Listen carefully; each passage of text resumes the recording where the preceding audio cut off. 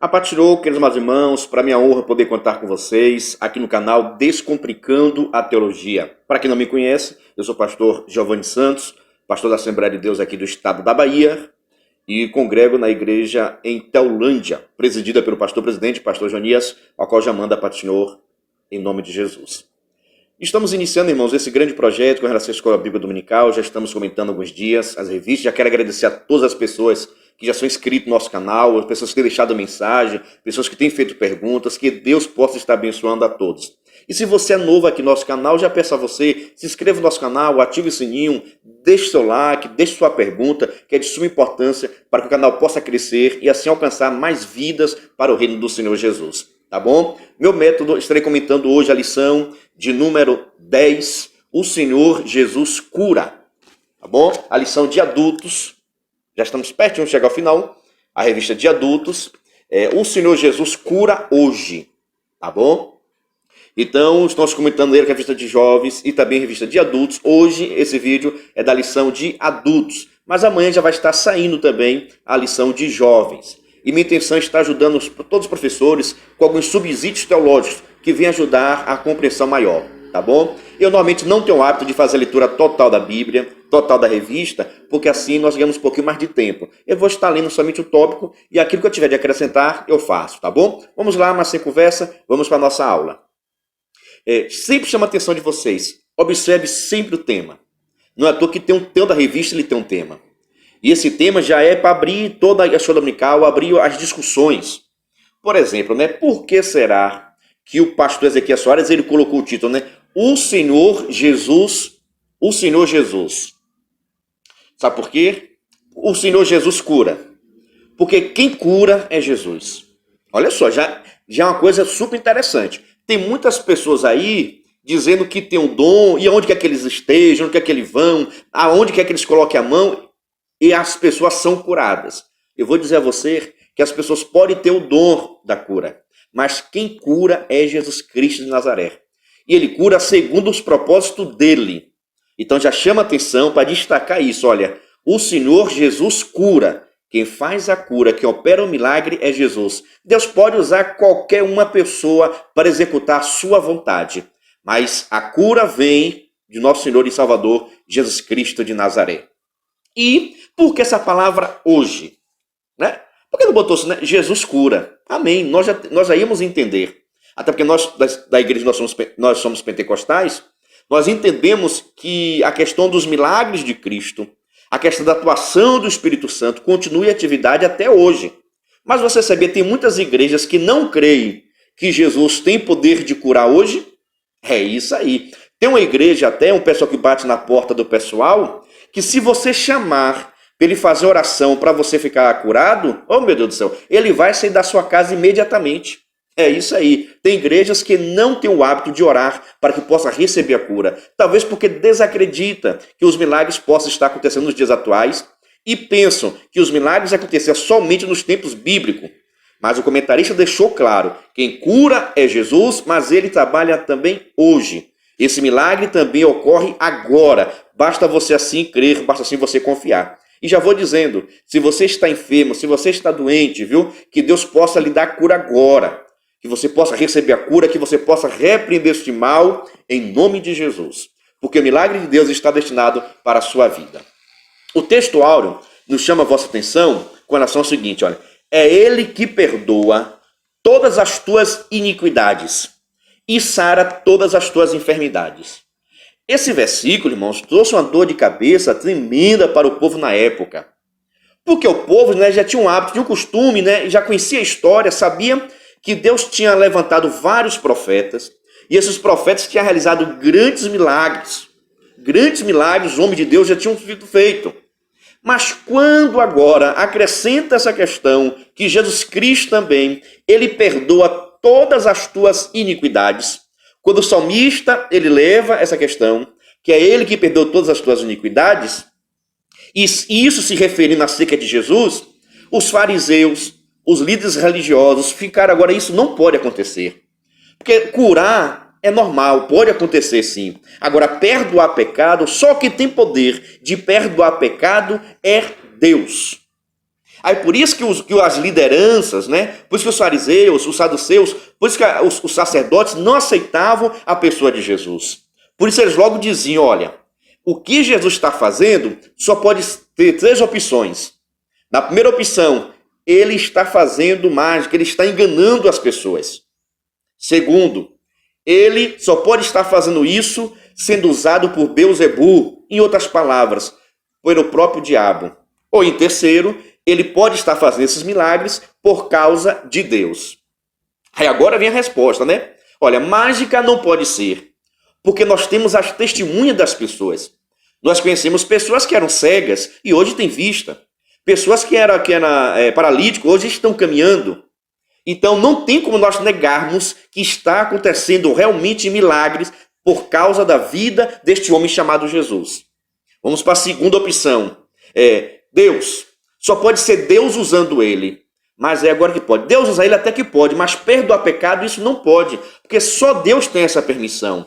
Logo, Jesus não poderia perdoar pecado, porque para o entendimento dos judeus, ele não era Deus. E isso era uma afronta contra a glória e a majestade de Deus. Aí quem sobrou? O Beelzebu. Logo, muitos daquela época, muitos fariseus acreditavam que tudo aquilo que Jesus operava, que Jesus fez, foi por obra do inimigo das nossas almas. Foi por obra do chamado Beelzebu. Em outras palavras, o próprio diabo. Porque isso criou essa confusão com relação a como é que Jesus tem esse poder, essa autoridade para assim executar. Meus irmãos, no ponto 1 agora, na questão da cura divina. Já deixo claro para vocês que a maior mensagem de Deus para as nossas vidas é que Jesus cura, Jesus liberta e levará o homem para o céu. Essa é a maior mensagem evangelística que nós podemos assim pregar. Aqui agora no ponto 1, o nosso comentarista, o pastor Ezequias, ele vai falar agora acerca da saúde no Velho Testamento. Como acontecia, qual era o procedimento, qual era o cuidado que Deus tinha. Eu já chamo a vossa atenção que recentemente, numa lição passada, nós falamos que nós acreditamos, nós somos chamados teístas. Que nós acreditamos que Deus é único, existe somente um único Deus, e que esse Deus, ele tem interesse em participar da nossa vida. Existe outro pessoal chamado deístas, que acredita que somente exista um Deus, e que esse Deus mora muito longe, e ele não tem interesse na nossa vida. Daí podemos fazer o que quisermos com nós. Só que, na verdade, não é isso que é a verdade. Não é isso que a Bíblia Sagrada nos ensina. Ela nos ensina que Deus ele tem interesse em participar da nossa vida. E muitas das coisas, até com relação à saúde, nós vemos alguns ensinamentos que facilitam e que favorecem para que assim nós possamos ter uma melhor saúde. No Velho Testamento, por exemplo, Deus deixou claro alguns animais que poderiam servir como alimento. E deixa eu chamar logo a atenção aqui. Adão e Eva, tudo indica que eles eram vegetarianos. Adão e Eva, eles não tinham o hábito de comer animais. Isso passou a vigorar na questão da civilização humana, principalmente depois do dilúvio. É quando foi feita a questão da liberação para que assim os homens pudessem estar se alimentando da carne animal. Mas provavelmente Adão e Eva, eles eram vegetarianos. Com relação aos animais, né? Quais são os animais que eram permitidos alimentar? Porque a alimentação, irmãos, é fundamental para que nós possamos ter uma boa saúde. E aqui foi colocado, né, a saúde pública do Antigo Testamento. E a saúde, Deus se interessava com relação à saúde do povo. Olha só como Deus ele participa da nossa vida. Por exemplo, foi dito para o povo de Israel, você pode ver isso, lá que está no livro de Levítico, você vai estudar muito sobre isso, que Deus permitiu que o povo de Israel pudesse se alimentar de alguns animais. Os animais que Israel podia se alimentar precisavam seguir dois aspectos, duas características principais. Primeiro, os animais precisavam ter cascos fendidos em dois, os seus cascos, nas suas unhas, né, precisavam ser fendidos em dois. E em segundo lugar, eles precisavam também ruminar. Então Israel só poderia comer os animais que tivessem cascos fendidos e que ruminasse. Porque esses animais não eram prejudicial à saúde. Daí porque Deus ordenou que só pudesse se alimentar desse. Tem até hoje a Igreja Adventista do Sétimo Dia, né, que segue esses princípios. Mas eu já vos digo que não há necessidade. Não estou dizendo que é ruim. Quem pudesse ser vegetariano, melhor ainda. É bom que não coma carne, é melhor ainda, facilita. Agora, não é pecado mais fazer. E isso foi um princípio adotado por Deus para o povo do Antigo Testamento. É outra situação, é outra convivência. Tá bom? Então, os animais permitidos tinham que ter casco fendido e que ruminasse. Tais como, né? As gazelas, boi, cabra, ovelha e assim por diante. Agora precisava ser os dois. Precisava ter o casco fendido e ruminar. Por exemplo, a grande discussão que é da Testemunha de Jeová, né, ou dos adventistas, a questão do porco. O porco tem a unha fendida, mas não rumina. Então não servia para a alimentação do pessoal, do povo de Israel, para os judeus, que precisavam ter essas duas características. Com relação aos peixes, tinha também, não era todo peixe que o povo de Israel podia se alimentar. Nós sabemos que a carne branca é chamada uma carne muito mais saudável, mas também não eram todos que podiam se alimentar. Na questão dos peixes, por exemplo, Israel precisava de dois tipos. Primeiro, precisava ter escamas e precisava ter barbatanas. É essa a característica para o povo já poder se alimentar com peixe, né? Precisava ter escamas e precisava ter barbatanas. Porque esses peixes são os peixes mais saudáveis.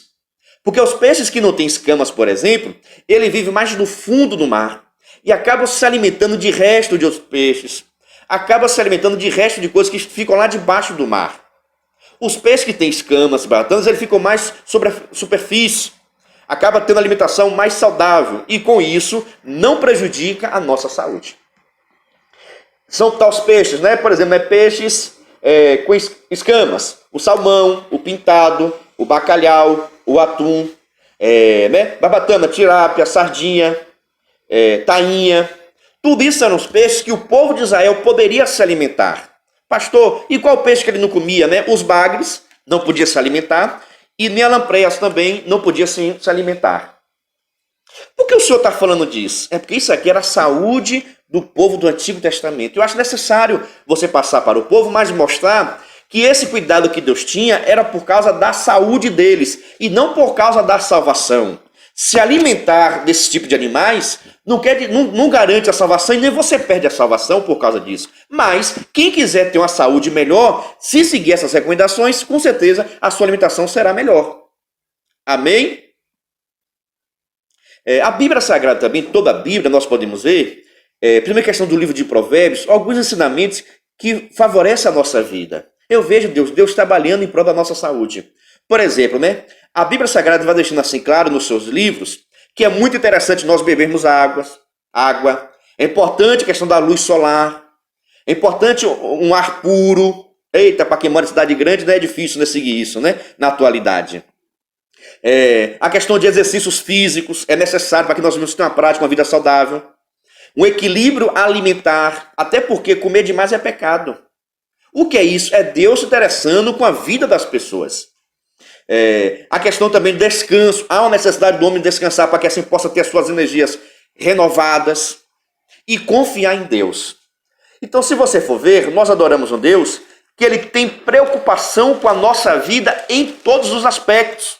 Até com a nossa alimentação, Deus deixou alguns ensinamentos. Mas eu vos digo novamente, toda recomendação de Deus é com relação à saúde e não com relação à salvação. Por isso que nós hoje não temos a necessidade de guardar esses ensinamentos com relação à alimentação. O homem não é o que entra, mas o que sai.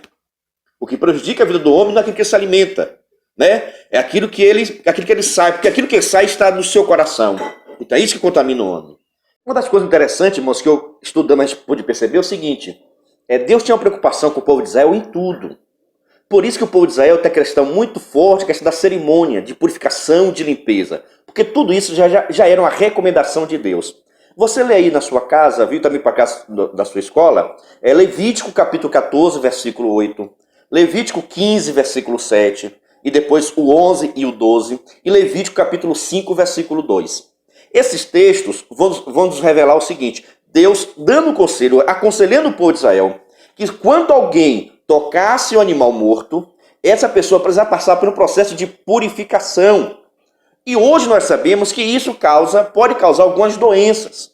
Por isso que Deus dava essa recomendação. A mesma coisa, tanto o homem quanto a mulher que tivesse com tipo de fluxo, algo saindo dele, tá bom? Essa pessoa era considerada imunda e precisava também passar pelo processo de purificação. Aí você, pastor, e o homem tem algum fluxo que sai dele? Tem sim. A mulher tem mais destaque, né, porque é pelo seu período menstrual. A mulher nesse período é tida como imunda, então ela precisava se afastar e passar o processo de purificação. A mesma coisa acontece com o homem, que é a questão do fluxo noturno. Tá bom? Aquele que sai a questão quando você está dormindo, né? Quando você acorda, saiu a questão do fluxo. Isso também era tido, o homem também ficava imundo. A mulher passava por 7 dias por causa da sua menstruação, o homem por menos dia. Mas esse período também, tudo aquilo que ele tocasse precisava ficar limpo, precisava ser purificado. Precisava passar pelo processo de purificação. Tanto o homem quanto a mulher. E isso daí nós já vemos aí que é Deus se preocupando com a saúde do povo. Uma coisa bastante interessante que toda a Bíblia vai destacar é a questão do leproso.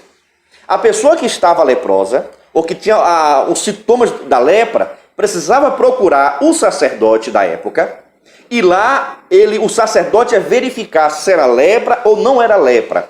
Mas se o sacerdote detectasse que era lepra, ele deveria, olha só, espantar seus cabelos, né, bagunçar todo o seu cabelo, colocar um pano na boca e sair gritando na rua, imundo, imundo, imundo, impuro, impuro, imundo, imundo. Precisava sair gritando na rua para que todas as pessoas pudessem identificá-lo, que ele estava com lepra, que ele estava doente, para que ninguém chegasse perto. Olha só que coisa interessante. Precisava espantar o cabelo, destacar para chamar a atenção de todo mundo, colocava um pano na boca e saía gritando para informar todo mundo que ninguém chegasse perto dele. Para que senão onde ele tocasse, tornaria também imundo e precisaria também passar pelo processo de purificação. Deixa eu abrir somente um parêntese, né? Não é isso que acontece conosco hoje, irmãos? Nós também não estamos nessa situação. Quem quer ficar perto de uma pessoa que está com coronavírus? Ninguém. Olha as coisas bíblicas acontecendo e às vezes nós não percebemos. Olha o pano, olha só a máscara. Olha só, irmãos, a máscara, podemos colocar assim, né? Foi a própria invenção de Deus, o conselho de Deus para o povo de Israel. Então colocava-se a máscara para que isso aí, a pessoa não pudesse contaminar outras pessoas. Olha só, tá vendo que a Bíblia explica muitas das coisas?